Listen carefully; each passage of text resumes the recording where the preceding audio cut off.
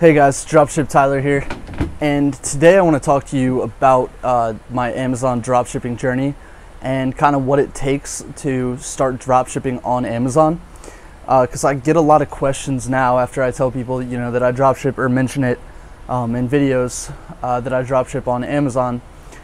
They all want to know where I learned, who I learned from, etc. So I think people don't realize what it actually takes to move from eBay to Amazon. It's not just something that you want to jump right into. You'll risk a lot of things, losing your account, having money tied up, especially if you can't afford to make mistakes and have that money tied up. You're gonna get hurt really bad, and you're gonna wait months to get your money back. You're gonna have to reach out to people who know how to get accounts unsuspended, things like that. So just a little bit about my background with Amazon dropshipping. I started Amazon dropshipping around the summer of last year, so maybe in, I want to say June. So I started in June, and I had already been dropshipping on eBay for 6 months, and at that point I was pretty successful with it. I was making between $5,000 and $7,000 a month, I'd say, on eBay. I already had a team of VAs that I had trained myself for eBay, so I knew kind of how to work with VAs, things like that. I was working with Matt Gambrell. He's the one who got me set up on Amazon.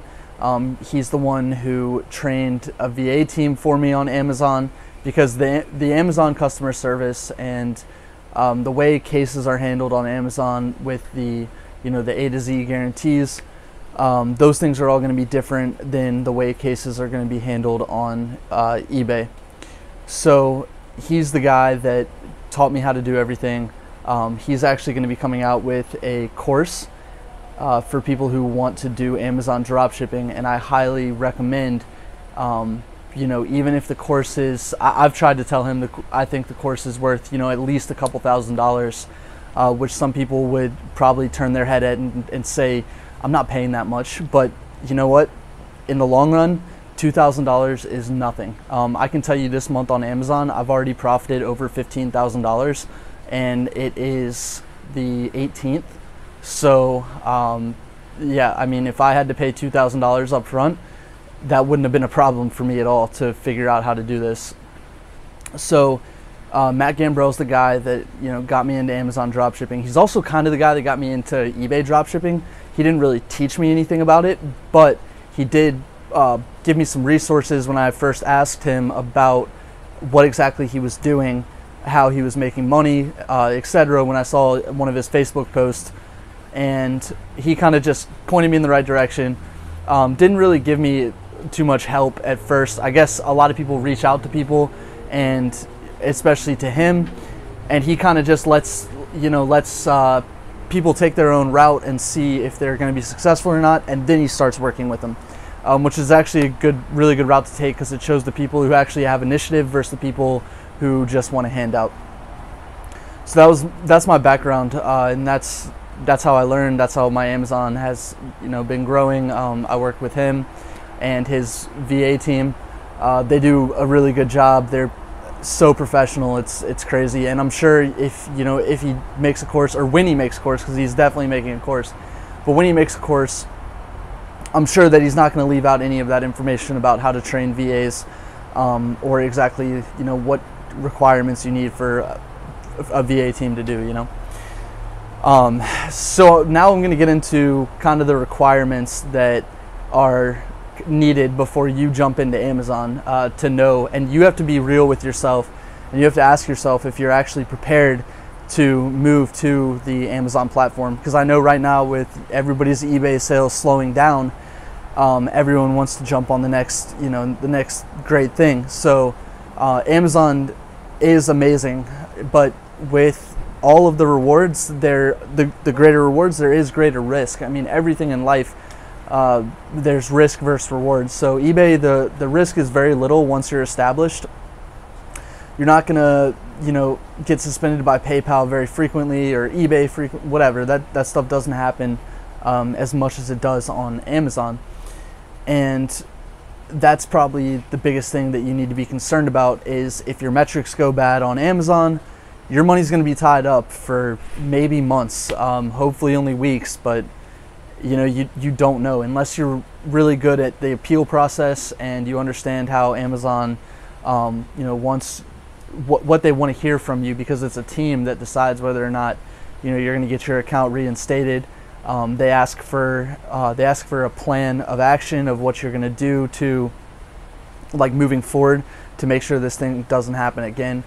And you really need to be precise with what you say to them, and you need to understand what they're looking for when you write that appeal letter or that plan of action letter, so you're not just constantly being denied whatever. But for me, for example, I have a lot of money tied up on Amazon right now, because basically you only get paid every 2 weeks, and the payment doesn't go into your balance, or the money from a sale does not go into your Amazon balance that you can withdraw until 7 days after the item is supposed to be delivered.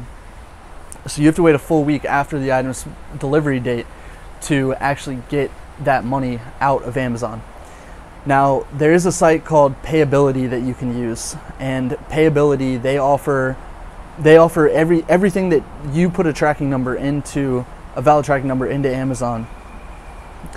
They front you 90% of the money the day after that tracking is uploaded. So if I make a $100 sale today, I upload it in there, they're going to front me, well, $100 after Amazon fees, let's just keep it simple. They're going to front you $90 the next day, and then they're going to put 10%, that $10 in a reserve account. They're also going, so they're going to take a 2% fee as well, so they're actually going to hold $2 for themselves, and that's how they make their money fronting you money. Now, the people that have been on there a while, you can actually get a 1% fee, and that actually helps a lot in the long run.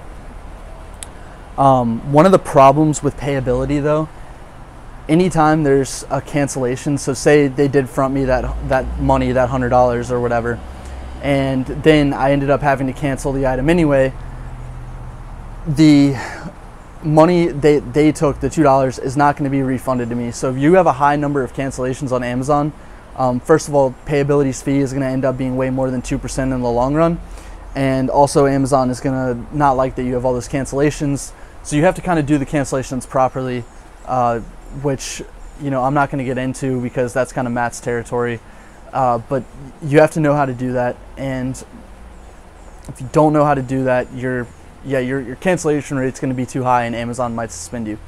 But yeah, just to go back to Payability, I'm more concerned about the Payability fee that adds up and over time, and it ends up being more than 2% of your sales because of those cancellations that they're taking money from as well.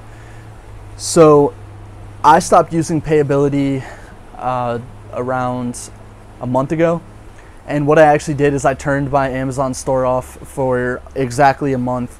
I let all of the returns and everything that were in the account go away.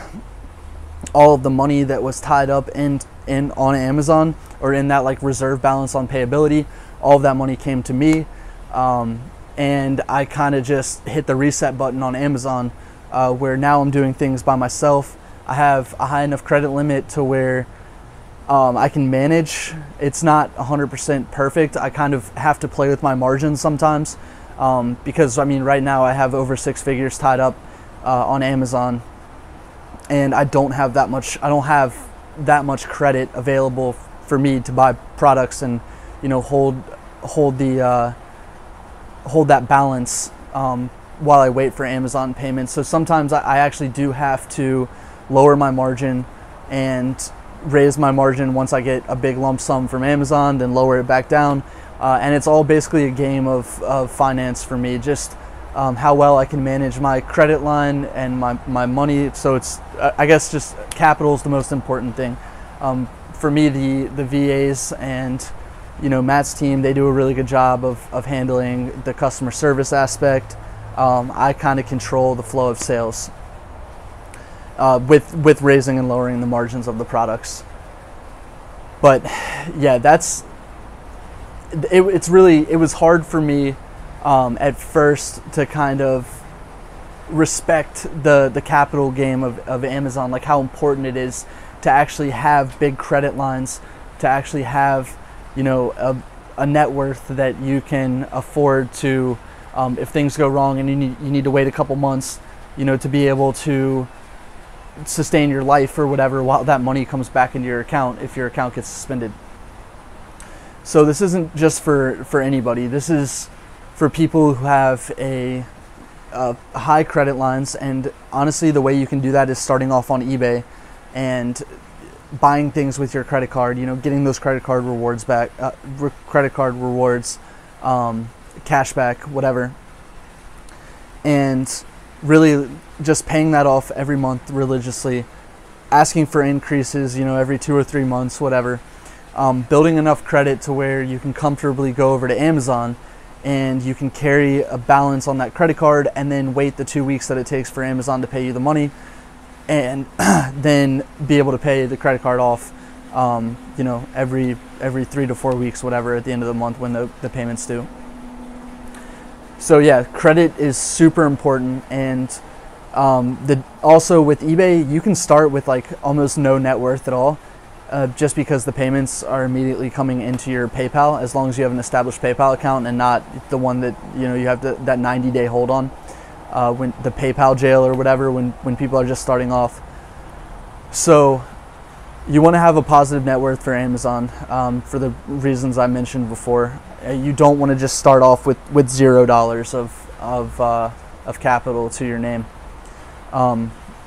And you also definitely want to make sure, you know, that you know how to work customer service, how customers are going to respond to messages, things like that. And the way you learn these things is by starting off on eBay first. For more information about eBay and Amazon dropshipping, go ahead and click that like button, and please subscribe to my videos. Thanks, guys.